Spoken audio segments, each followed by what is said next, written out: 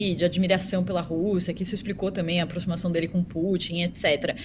O Américo, a gente tem falado muito sobre usado termos como neoimperialismo, neocolonialismo, petroimperialismo, para falar sobre essa nova lógica, essa mentalidade de Donald Trump, lei da selva, onde o mais forte se impõe, né? E aí o Fernando, aqui falando, ele fala que a maior motivação do Trump pela Groenlândia seria a extração dos minerais estratégicos. Sobre esse foco, há alguma chance do Trump se virar em algum momento sua artilharia para o Brasil?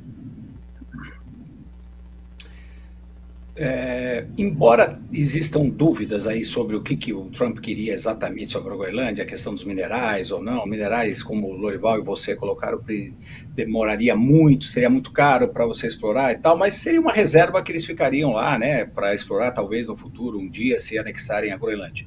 Mas a própria estratégia de defesa nacional, de segurança nacional dos Estados Unidos, que foi publicado, e a gente já falou sobre isso aqui, foi publicado no final do ano passado, mostra que os Estados Unidos veem sim todo o continente, todas as Américas, o hemisfério ocidental, toda a América, como uma área de influência, em especial para eles obterem aí recursos naturais, recursos que sejam importantes, estratégicos para eles.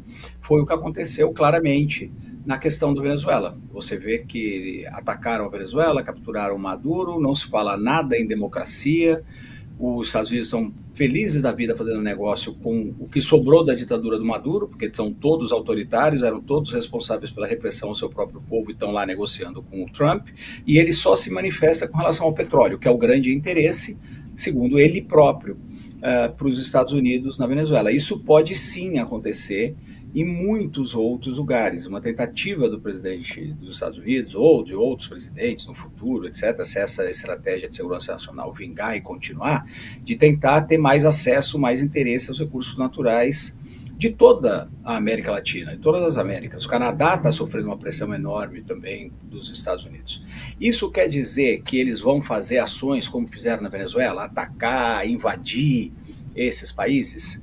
Não necessariamente, mas esse tipo de comportamento, esse tipo de documento, esse tipo de ameaça que ele fez, inclusive contra o território de aliados históricos e muito próximos dos Estados Unidos, com todos os senões e porém que o Lorival colocou tão bem aí, das desavenças até militares entre eles, são aliados históricos. Se ele fez isso contra aliados históricos, se ele acredita nessa questão da lei da selva, como você coloca, isso força os estrategistas, inclusive no Brasil, tanto militares como diplomáticos, a repensar muitas coisas de como o Brasil vai se comportar. Existe um risco dos Estados Unidos terem interesse maior nos nossos recursos? Sim, existe.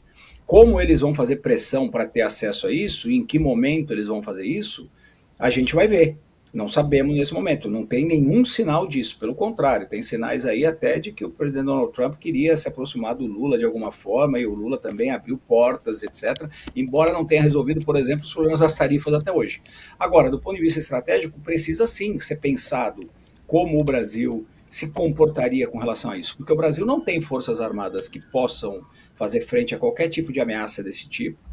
E o Brasil, ao longo de décadas, ao longo de vários governos, fez opções sistemáticas pela paz, acreditando que o Brasil não vai iniciar nenhuma guerra, que o Brasil talvez tenha que se defender de alguma ameaça, mas nunca imaginou que pudesse ter uma ameaça também desse tamanho de uma superpotência militar. O Brasil colocou na sua Constituição que não vai usar, não vai desenvolver bomba atômica, por exemplo. O Brasil fez muitas opções pela paz, mas precisa defender não só, por exemplo, a Amazônia, recursos minerais, mas o que a Marinha chama estrategicamente de Amazônia Azul, que é o enorme mar territorial do Brasil, que também precisa ser defendido. Qual é o caminho para isso?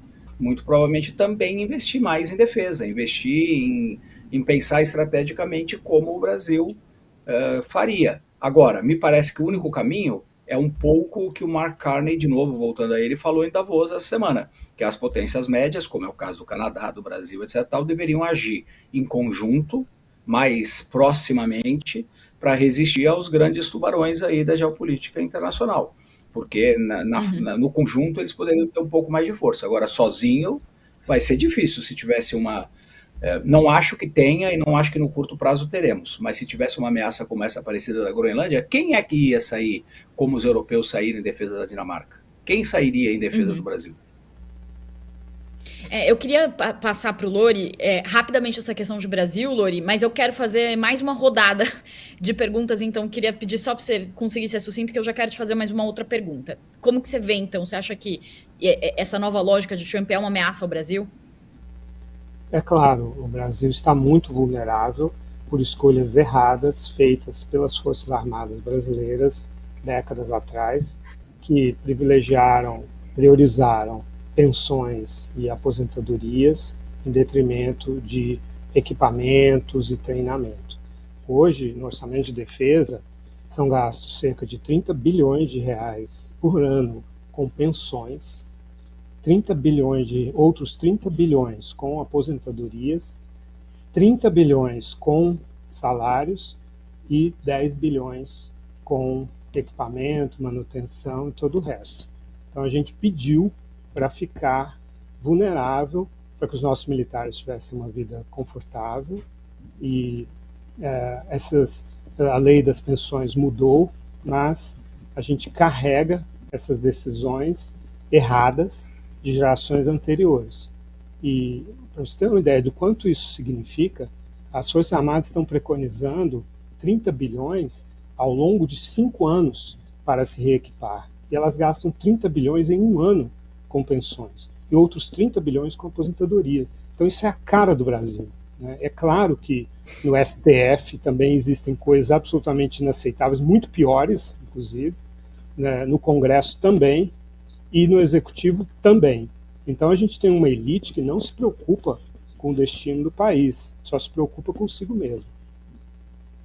É o país dos Posso só fazer uma rápida observação? Só uma rapidíssima observação. Isso num país que é enorme, que tem muito recurso natural, que tem fronteiras porosas e que não vai conseguir se defender. Tem um mar, por exemplo, só pense apenas na possibilidade de qualquer aventura marítima, como a Marinha do Brasil vai conseguir se defender. Agora estão fazendo submarinos, etc. e tal, mas mesmo assim não temos condição de defender. Eu queria colocar uma questão, a gente está